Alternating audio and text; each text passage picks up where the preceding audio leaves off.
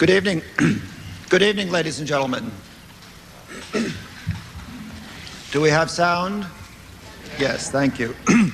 I'm Paul LeClaire, and I'm the president of the New York Public Library, and it's my very great pleasure to welcome you this evening to the Celeste Bartos Forum and to an interview with Patrick O'Brian conducted by Walter Cronkite. I imagine that there's one simple fact that unites every single person in this room, and that is our shared conviction that Patrick O'Brian is not only our favorite novelist, but that he ranks as one of the truly great writers in the English language in this century. We give him joy on the publication.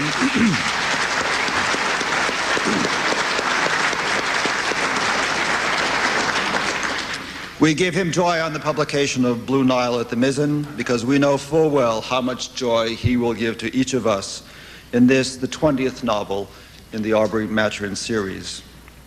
Like other writers whose imaginative powers was equaled by their massive erudition, Patrick O'Brian is a true polymath.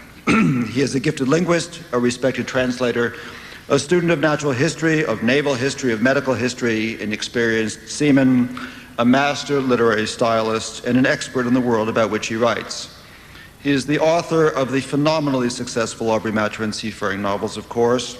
This saga began to appear in the 1970s with Master and Commander and follows the adventures of Captain Jack Aubrey of the British Royal Navy and his friend Stephen Maturin during the Napoleonic Wars, and now we know thereafter. The Wine Dark Sea appeared in 1993 and brought Mr. O'Brian a huge reading public in the United States, something that he had enjoyed for many, many years in Great Britain. Among his novels out of the Aubrey Maturin series are Testimonies, The Golden Ocean, and The Unknown Shore. He is also the author of acclaimed biographies of Picasso and the 18th century naturalist Sir Joseph Banks, who accompanied Captain Cook on his voyage around the world. Mr. O'Brian is also a distinguished translator, and his translations include all of Simone de Beauvoir's later works. Mr. O'Brian is an extraordinary writer, one who has commanded the regard of an enormous reading public, both here and abroad, as well as the respective critics and writers of the highest standards, such as Eudora Welty, Robertson Davies, and Iris Murdoch, all of whom have praised his remarkable gifts as a novelist, a translator, a biographer, and a writer of simply gorgeous English prose. Mr. O'Brian is joined tonight by Walter Cronkite, an avid sailor and the Dean of American television journalism. Mr. Cronkite has covered virtually every major news event during his more than 60 years in journalism. He was a United Press and foreign correspondent from 1949 to 1941 to 1949, landing with the invading Allied troops in North Africa, covering the battles of the North Atlantic in 1942, taking part in the Normandy beachhead assaults in 1944, and participating as one of the first newsmen in B-17 raids over Germany. After reporting the German surrender, Mr. Cronkite established United Press bureaus in Europe, was named United Press bureau chief in Brussels, and covered the Nuremberg trials of Goering, Hess, and other top Nazis. From 1946 to 1948, he was the chief correspondent for the United Press in Moscow. He began his brilliant career as the premier CBS News correspondent in 1950. He was the anchorman for the CBS political convention and election coverage from 1958 to 1980, and in 1981 he became a special correspondent for CBS News, as well as the host of many public affairs and cultural programs for PBS. He is the trusted voice of television journalism, and he has held himself to a high standard, one indeed that is very, very hard to equal.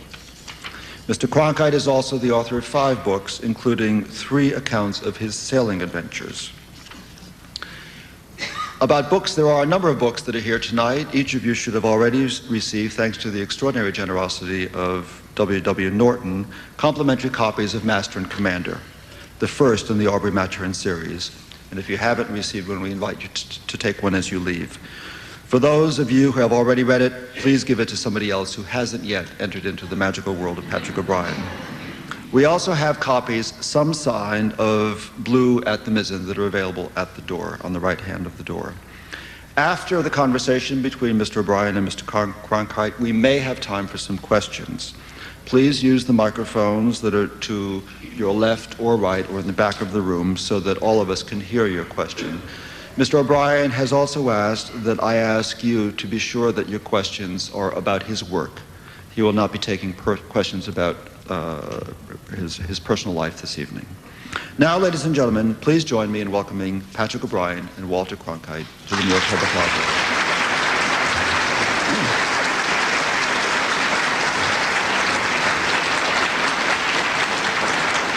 I appreciated the biographical notes, but you did leave out the most important part. I'm the presumptive leader of the O'Brien cult. The new book is just out, blue at the Mizzen. It is, of course, we readers believe who've had the privilege of reading it, wonderful, of course. But this volume is a little bit more than just another Patrick O'Brien book. It is the 20th volume, indeed, of the great Aubrey Maturin series of novels. I dare say that most of us gathered here have lost ourselves over and over again in that whole world that you've created for us. When and how did it all begin? What was the original inspiration? What was the genesis of this fantastic series? Frankly, I don't know. Well, thank you very much, Mr. O'Brien. We'll move on from there. It is so very far back, you know. After all, I began working on the first one, Master and Commander. I don't know what year it was published, but I must have begun working on it.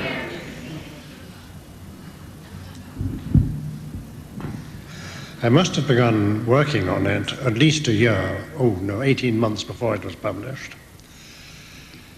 And I have a feeling that the initial idea came when I was walking around in Portmaoon, which was, of course, as you know, a former naval station in the 18th century. And I looked at the governor's palace and I looked at his music room and I thought, now that would be a very pretty beginning for anything you like to name. So I fairly quickly populated the room with the necessary characters. And so I think it flowed from that.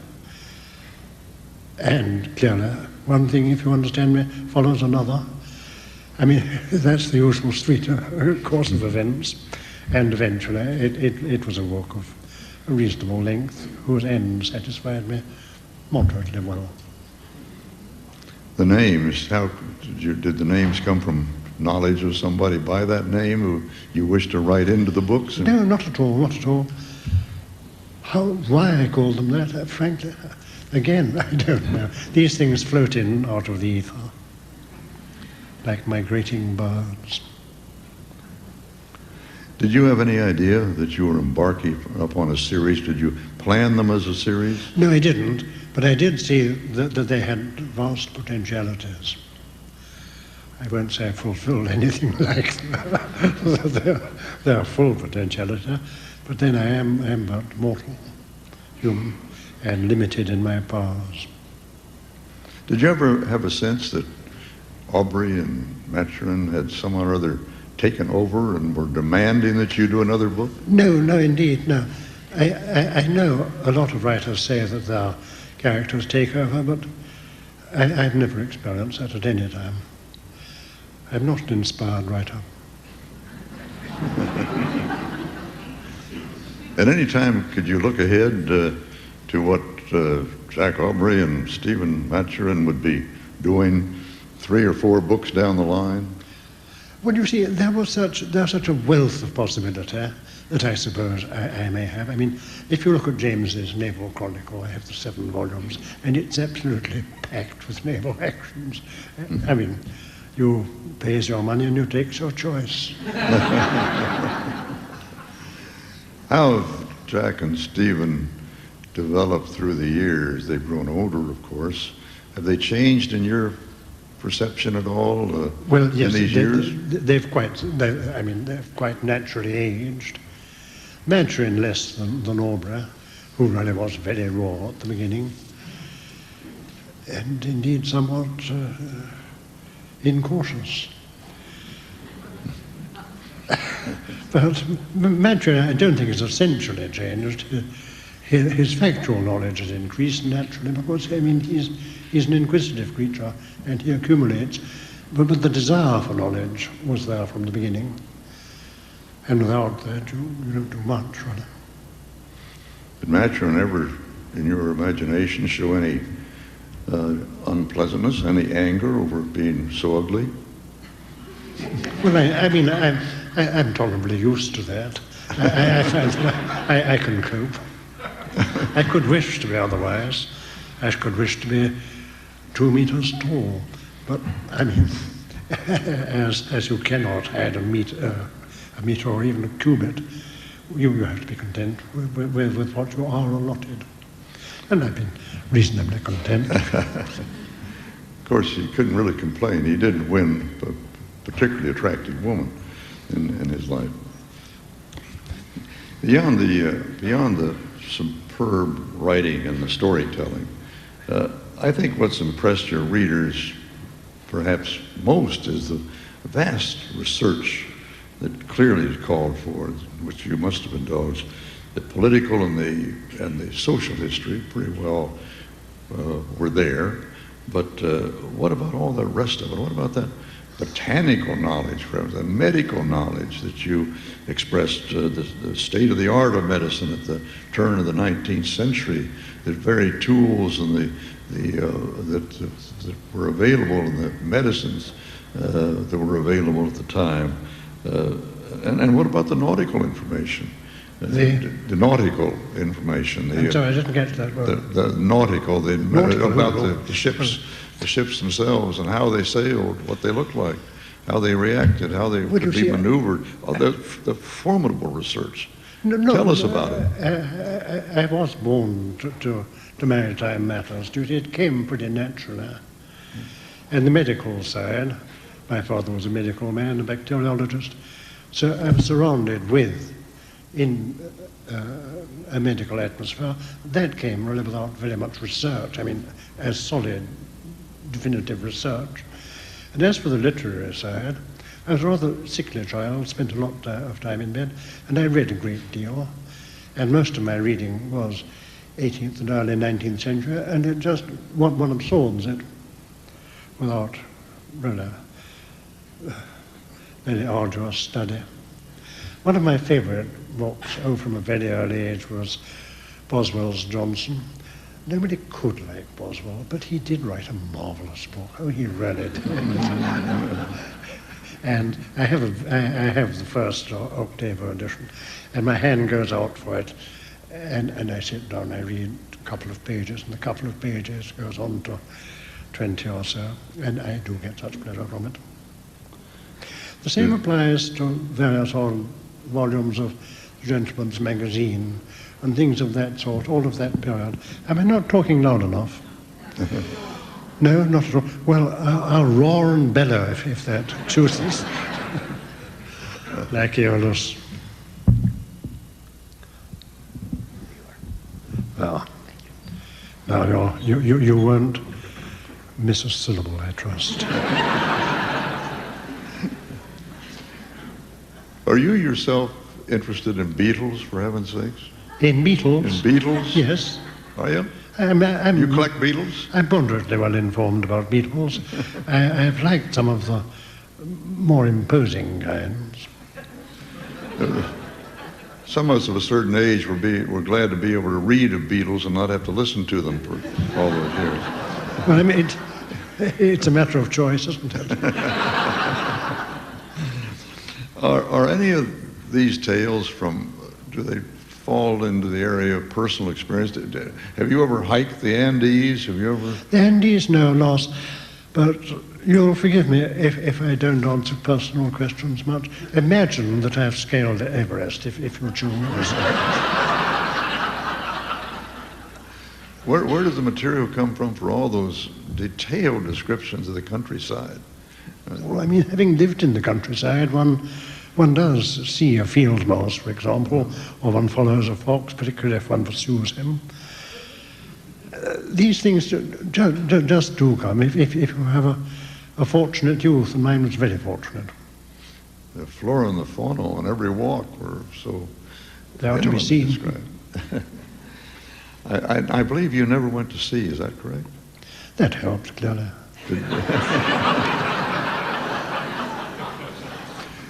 We had the opportunity, Mrs. Cronkite, Betsy and I, to go to sea with you for a couple of days last spring. Yes. On the Sea Cloud. Yes. Yeah. Did you sail as a boy? I sailed as a boy, oh Lord, yes. Dinghies mostly, but I did handle quite considerable affairs. I never handled anything like my friend Tom Perkins' Andromeda Ladea. Have you seen her?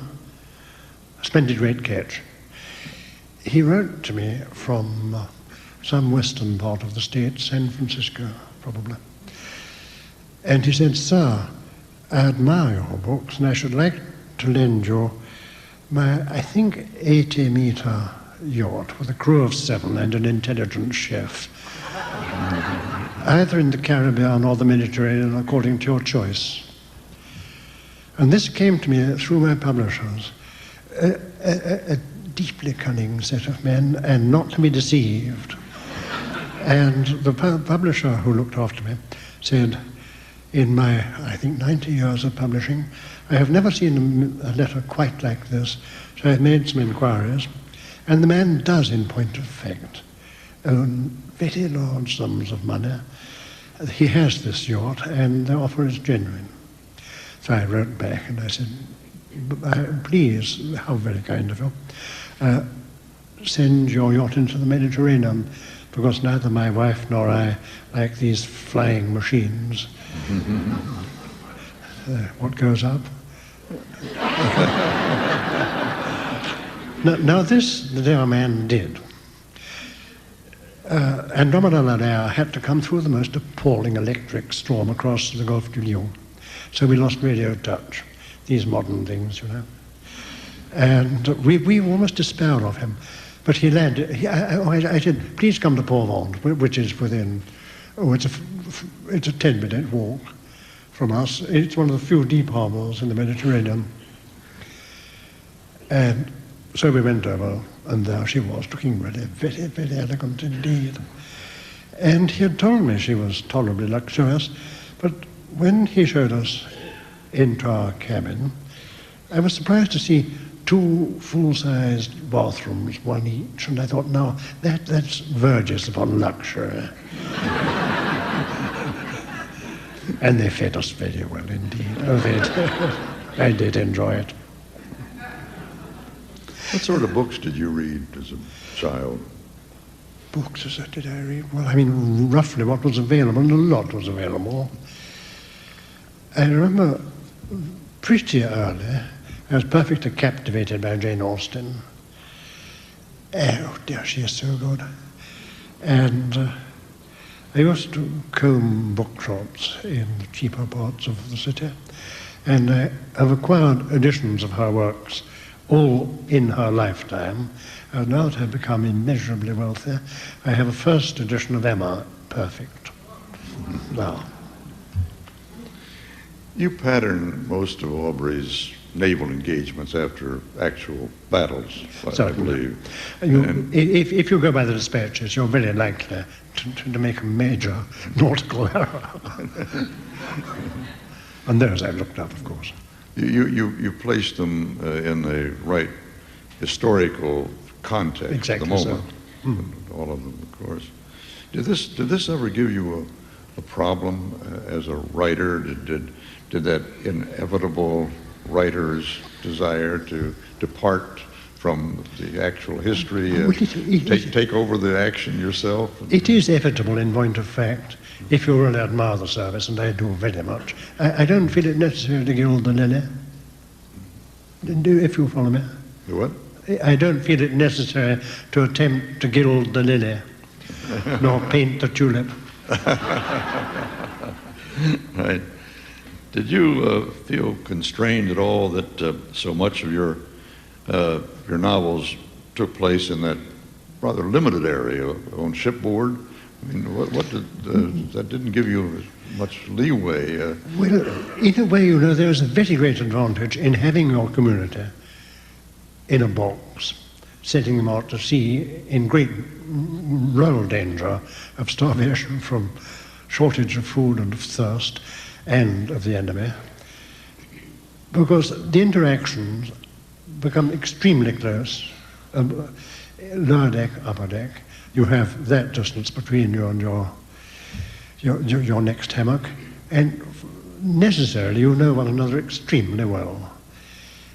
And there's very strong enmities, very strong likings, and the whole of that is rather different from a placid suburb or village. And those people are formed thereby, and I think are rather more interesting characters than most others. I think it's a valid assumption, you know. You know, the books to us readers, and I suppose this is true of most well-written pieces, but they do seem rather effortless. And I'm wondering, did you ever run into a writer's block in handling these books, these particular ones? No.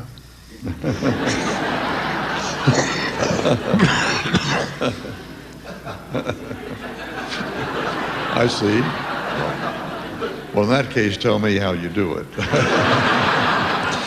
Well, in the first place, you must write on fairly decent paper, and you must use a pen. I mean, and it is well to have some ink, but it flows then. It helps immensely. How do you write? What are your writing habits? Do you have a certain amount of time you spend at it each day? Or what? Yes. After breakfast, I go down, gaze upon my writing table, and leave it to see if there's any post. If there's no post, all right, I go down, I work until lunchtime with short intervals for looking at garden and vineyard and that kind of thing. But really, once you're well broken to your task, it comes naturally. It's like breathing. You write by longhand? Of course I write longhand like a Christian. Good Lord. Dear, oh dear, what a question, my dear sir.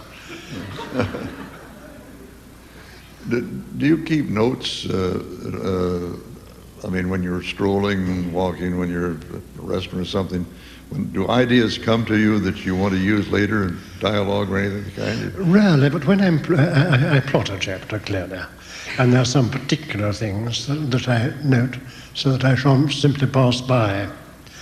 But ordinarily speaking, the general run of the tale carries on. Are there any literary models for your work? I'm not talking about characters and that sort of thing, but the literature itself. And any stylistic models? Well, I try to write a fairly timeless English, essentially based on late 18th century, early 19th English as it was then written, because it seems to me to do the kind of job I want it to do admirably well, and I'm used to it, you see. I've written, after all, I've written an awful lot. And it does, it becomes, I won't say effortless, but as near as writing can be effortless without much effort. What about Irish literature? Does that have any influence on that? No. As a child, I was pretty fluent in Irish, but that dropped away with my movement to an English school. Languages do. I love to go back to Ireland. I'm a fellow of Trinity, and there I work very pleasantly. Now that I live by myself, you see, ordinary housekeeping, it takes up a terrible lot of time. One forgets milk, one forgets bread, coffee, the like. And that's done for me by my skip in Trinity. My bed is made, and the place is swept. And I can devote myself to writing.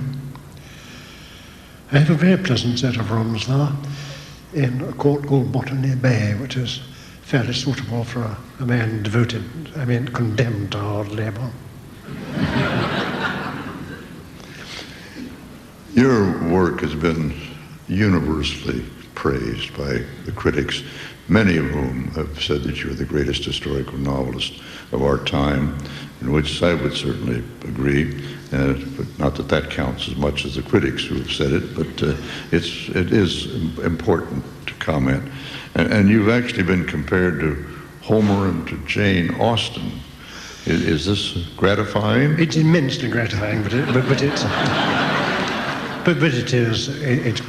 it's grossly exaggerated. I could no more begin a tale as she began Pride and Prejudice. Do you remember? It is an accepted truth that a rich young man, unmarried, settling in the country, is in need of a wife. No, I misquote. It's about 6 lines long, and it's quite wonderfully well, beautifully turned.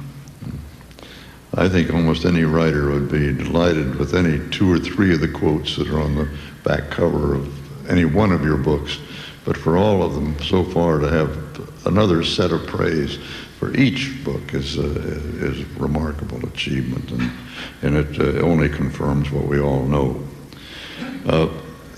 Looking out over our audience here tonight, as a matter of fact, I am impressed by the great number of women who are here. I'm wondering if it surprises you that your work appeals to women as much as it seems to. It surprises me too, but you know there is good to be said for women. And some of them are avid readers.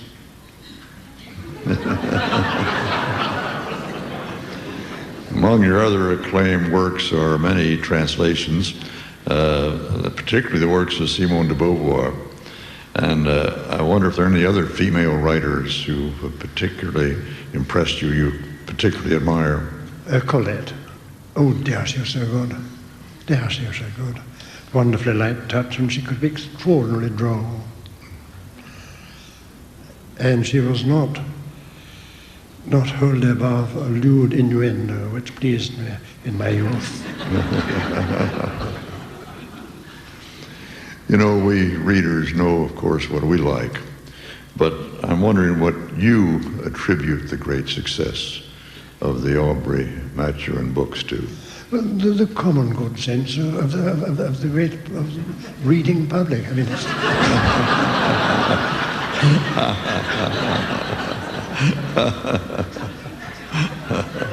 yeah. Well, we'll accept that.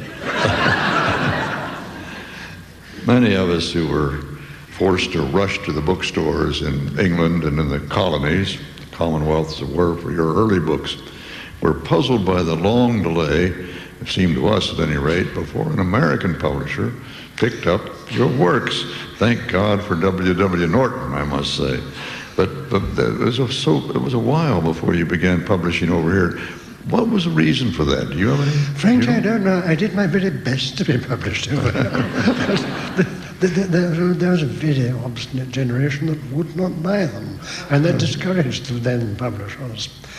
Norton, I suppose, with love filters and things of that sort, won them over, but frankly, I don't know their methods. I'm sure they were creditable.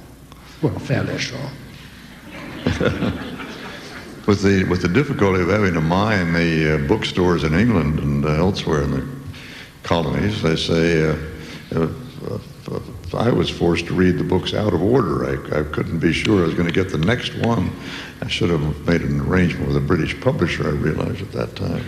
But it did give me the opportunity to come back and read them from the beginning through and discover them all over again. It's marvelous. You know, I always felt that a brilliant tour de force of yours was the relationship between Aubrey and Maturin. It established the intellectual difference between your historical novels, it seemed to me, and the other popular sea stories that preceded them. We all know of whom I'm speaking, several writers of whom I'm speaking. Now, you didn't paint Aubrey as a highly educated, intellectual heavyweight, which undoubtedly was, I assume, an accurate portrayal of naval officers at the time. They weren't that, for the most part. And instead, you brought him together with Maturin, an intelligence agent with intimate knowledge of the geopolitics of the time, although the term hadn't been come to yet. But Maturin's tutelage not only informed Aubrey of the history of the time and the reason for the actions that they were taking, which we didn't get in a lot of other novels of sea voyages. And of course, the reverse was true, that Aubrey tried, if not always successfully, to teach his surgeons something of the sea. Was that whole relationship, must have been an early concept of yours, yes, before you ever put pen to paper, I would think. It was, as who should say, right hand, left hand, the two operating fairly well together. It came to you from reading some of the previous stories of the Napoleonic naval era? I don't know where it came from really, but when I had those two people quarreling in the music room in Maun, it sprang pretty well from that, and their subsequent conversations, and the evident differences, the evident similarities. I think that was the genesis. I'm not sure it'd be a good idea. I think we all much prefer to live with how we read and conceive the stories from the books in front of us. But has there been any talk of a movie? I'm sorry? Has there been any talk of film of your stories? There has been no film yet. There are a lot of worthy men who give my agents very considerable sums called options, do you know? So that no one else can have them. But while they're slowly making up their minds, very slowly, and my agents are working on enormously elaborate contracts of what shall and what shall not be done, well, I'm quite happy as things go. And it's given rise to some very, very agreeable meetings in the States, including, Charlton Heston was one, who knows a lot about the sea. He sent me a photograph of himself and his son off the Horn in something not above 2 tons, ketch-rigged, and the boy was sitting in a survival yellow jacket upon a piece of ice that had recently fallen from one of the glaciers behind Cape Horn. And now that's sailing. That really is sailing. Then another very charming encounter was with Sam Goldwyn, who gave us dinner in the house in which he was born in Beverly Hills, which he was rather proud of that. I mean, I've been born too, but it wasn't quite in the same place where I've given it. And he was an extraordinarily agreeable host, and he spoke so sensibly of these books. It pleased me very much. And there were others like that. Well, I won't go on and on and on about the eminent virtues of American filmmakers, but I do assure you that they exist. I really would be worried about the movie with the all-girl crew on the Surprise. It could be tricky, I must admit. I've had the great privilege of reading an advance copy of Blue at the Mizzen. I assume in our stores right away, or it must be immediately available, I assume. The story is, of course, as you all can depend upon, a great yarn. And even if I had questions about it, I wouldn't dare ask them tonight for fear of revealing the surprises therein. I can say for you, however, that the war is over. Napoleon has been defeated at Waterloo, and incidentally, there's a wonderful description of that battle at the table in the Surprise. But leave it to Aubrey. He finds plenty of action as he sails off to help Chile in its fight for independence from Spain, which leads, Mr. O'Brien, to the most important question of the evening. Surely you can assure us that there is plenty ahead for Aubrey and Maturin, and most of all for us, your loyal readers. Well, I can assure you that 21 has reached the third chapter.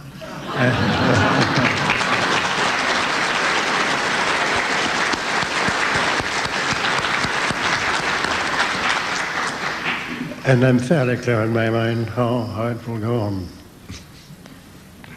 Well, we're going to look forward to whatever you can give us. And I think we're ready to turn this over to questions from the audience. Who is going to master that ceremony of the question? If you please, if anyone with a question would come to one of the three microphones, that would be most appreciated. I'm going to ask you to return up here and monitor these questions for me. I'm a little hard of hearing, to you. That's not true. I'm deaf as a post is what I am. And I may not be able to field these questions as well as understand. Sir on the right. Mr. O'Brien, there was very little discussed about the musical relationship between Maturin and Aubrey. Yes, could you say a few words about that? That's quite essential to the relationship. It's the one really absolute standard, well, the heart of the matter. Because Aubrey is, if anything, a better musician than Maturin, but they both know the depth of music, and that I think is an essential constituent of a full human being. I'm very sorry if I should be offending any of you who are tone deaf, but it certainly isn't voluntary. Sir? Mr. O'Brien, I remember in The Far Side of the World, you began with a preface that seemed to promise that you would try to be as authentic as you could. And then later in the book, you had our heroes plucked out of the sea by a raft load of Amazonian t-shirts. I'm sorry, my dear sir, I'm afraid I can't hear. Please, would you talk rather louder? Could you repeat your question more loudly, please? Yes. In The Far Side of the World, you began with a preface saying that you would try to be as authentic as you could, and then later on in the book, you have our heroes plucked out of the sea by a raft load of Amazonian South Sea Islanders. I'm wondering if you can either vouch for the documentation behind that kind of a raft load, or if you can say something about the interplay between invention and historical accuracy. I have to throw my mind back, which is not terribly easy, to about the seventh book, isn't it? And I recall that incident fairly well. He came across a lump of ambergris, I think. Yes, he did. And that I have from a source which I took to be authentic, and I think I was guided to that source by Slocum. But there, I should really have to look back into my diaries at the time when I was writing the book. I can't answer with any real accuracy offhand. I'm sorry for that. You would, however, there is a man, and he was the chief information officer at the Greenwich Naval College. He's writing a companion on my books. And he knows such a lot about the sea. He and his wife sail a great deal, and in square rig. And if I'm worried about the age of Jack Aubrey's twin daughters, you remember, he had them quite early. I wasn't really pleased with them. But I can't remember just when it was. I think it was during the Mauritius campaign. I have but to look at him, look into his companion, of which I only have the proof pages so far, and he tells me instantly. And Thank you. And I think in the course of time, as soon as this comes out, which I hope will be at the end of the year, people who have these difficult points may resolve them simply by looking into the dear man's book. His name is Lyon, David Lyon, and he knows such a lot. Thank you. Yes. Sir, I'm afraid that's the best I can do. We American readers welcome you to America with all our devotion and respect for your writing. My question is, if you were in the audience with us tonight and Admiral Nelson were on the stage taking questions, what would you like to ask that great man? Well, I shouldn't like to be indiscreet, but I mean, the questions that I should like to ask would be indiscreet, so you see,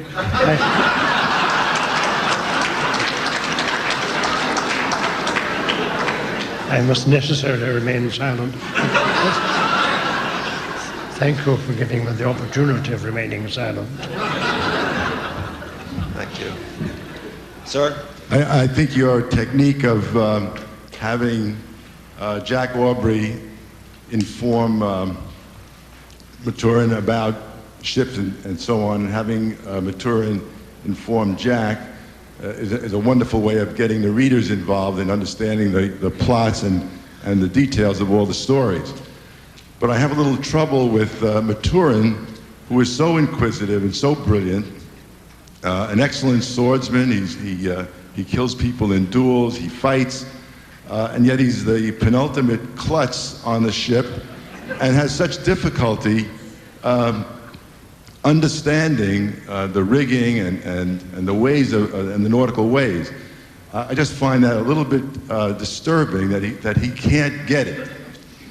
Do you feel that is a problem? I do see it as a problem, but as I'm equally inept for mathematics beyond the 7 times table, I find it perfectly human, understandable, and even forgivable, if not positively virtuous.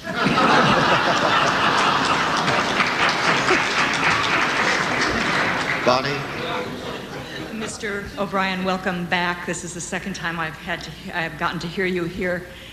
And with respect to Mr. Cronkite, Aubrey, to me, is educated in a very interesting way. He's an astronomer. He's built an observatory on his property. He plays the violin, however well. Would you say a few words about that kind of education in that period? Yes, I will. And you'll get much more, of course, in Lion's Companion. But in the ordinary training of a midshipman and master's mate, he had the assistance of a schoolmaster. And quite often they were men, almost always, of fairly distinguished mathematical parts. And if there were a parson aboard, chaplain, he would help to instill virtue into them from the scriptures.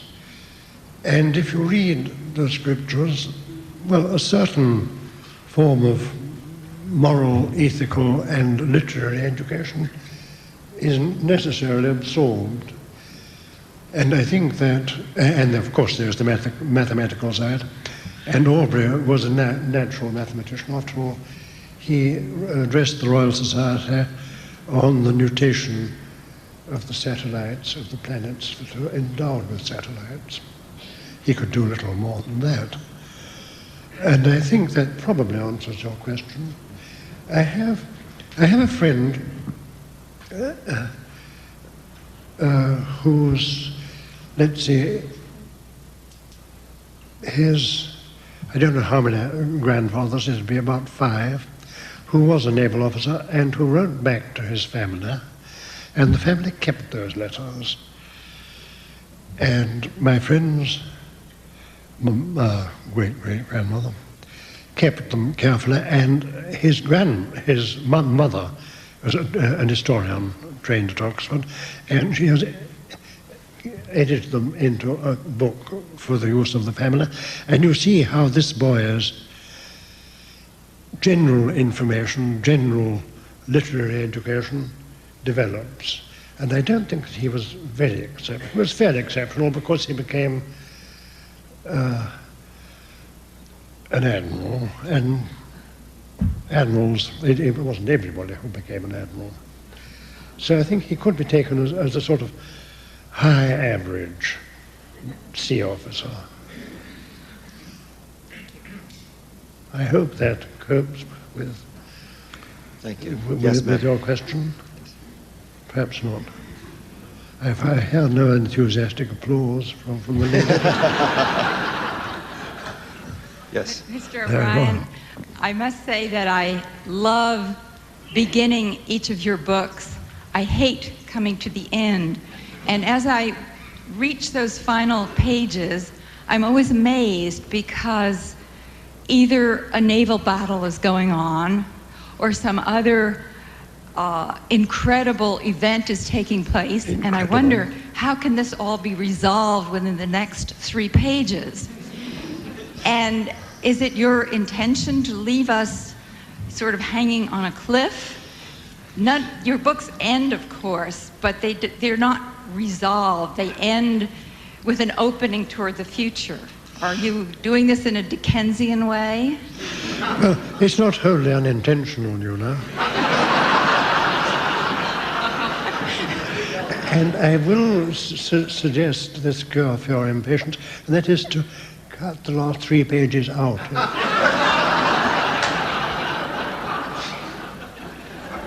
Thank you. Well, it's obvious that a great deal of the wit in the books is native to you, but You're too kind. considering the tremendous amount of research and the historical background in the stories, what about some of the jokes and some of the poetry? What are the sources? Did you write Mowatt's poems, for example? And the two of my 2 favorite jokes, the story of the origin of the dog watch and of the weevils, are those hoary naval stories, or are those yours? My genius has never reached those heights. Those are perfectly genuine, I do assure you. And they're dredged from memoirs, they're dredged from the Naval Chronicle, all the possible sources that a man devoid of imagination can turn to.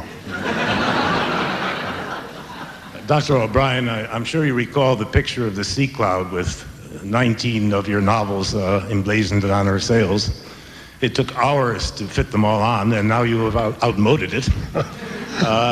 Before I undertake the task of redoing this, can you tell me how many more sails I'm going to need? I'm sorry, I didn't get the essence of your question. Well, before my picture of the sea cloud with 19 O'Brien novels flying from the yards is quite outmoded now, since there are 20. Before I go through the really major task of redoing it, how many more sails will I need? Well, frankly, that really is in the hands of the gods. My health is excessively feeble, and I may not add more than 1 or 2 sails for you, but I do assure you I shall do my best. Thank you. To gratify a perfectly legitimate desire. Mr. O'Brien, Mr. Cronkite, you've given us a magical evening. We look forward to your coming back to the New York Public Library when Volume 21 is published. We thank you all for coming this evening.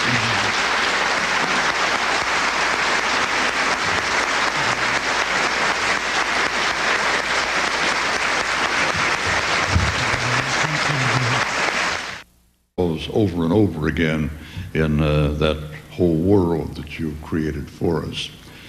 When and how did it all begin? What was the original inspiration? What was the genesis of this fantastic series? Frankly, I don't know. Well, thank you very much, Mr. O'Brien. We'll move on from there. It is so very far back, you know. After all, I began working on the first one, Master and Commander. I don't know what year it was published, but I must have begun working on it.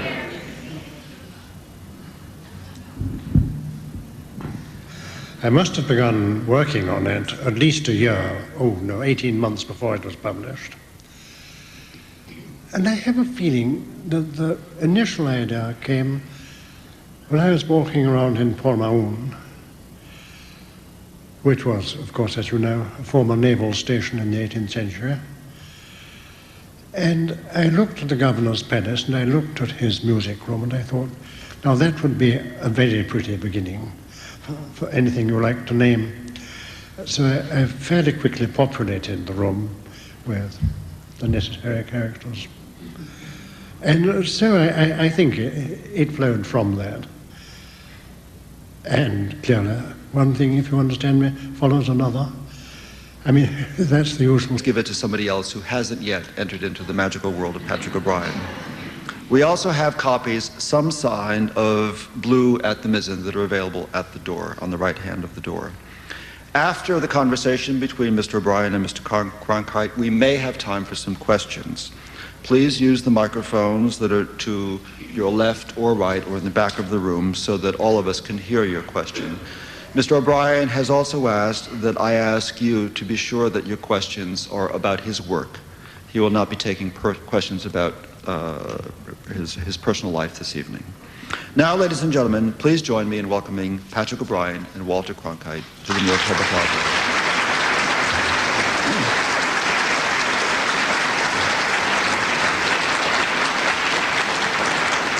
I appreciated the biographical notes, but you did leave out the most important part. I'm the presumptive leader of the O'Brian cult. The new book is just out, Blue at the Mizzen. It is, of course, we readers believe who've had the privilege of reading it, wonderful, of course. But this volume is a little bit more than just another Patrick O'Brian book. It is the 20th volume, indeed, of the great Aubrey Maturin series of novels. I dare say that most of us gathered here have lost ourselves. Novels, of course. This saga began to appear in the 1970s with Master and Commander and follows the adventures of Captain Jack Aubrey of the British Royal Navy and his friend Stephen Maturin during the Napoleonic Wars, and now we know thereafter. The Wine Dark Sea appeared in 1993 and brought Mr. O'Brian a huge reading public in the United States, something that he had enjoyed for many, many years in Great Britain. Among his novels out of the Aubrey Maturin series are Testimonies, The Golden Ocean, and The Unknown Shore. He is also the author of acclaimed biographies of Picasso and the 18th century naturalist Sir Joseph Banks, who accompanied Captain Cook on his voyage around the world. Mr. O'Brian is also a distinguished translator, and his translations include all of Simone de Beauvoir's later works.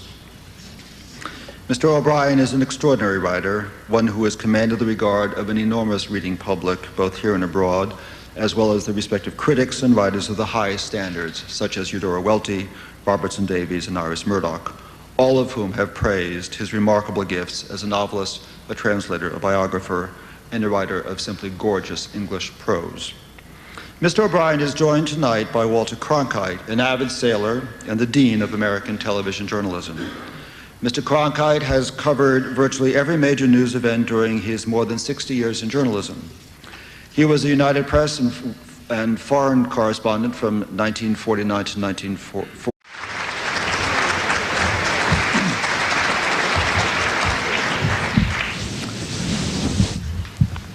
Good evening. Good evening, ladies and gentlemen. Do we have sound? Yes, thank you. I'm Paul LeClaire, and I'm the president of the New York Public Library, and it's my very great pleasure to welcome you this evening to the Celeste Bartos Forum and to an interview with Patrick O'Brian conducted by Walter Cronkite.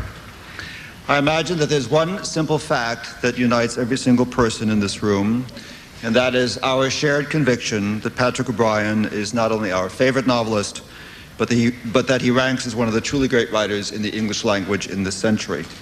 We give him joy on the publication.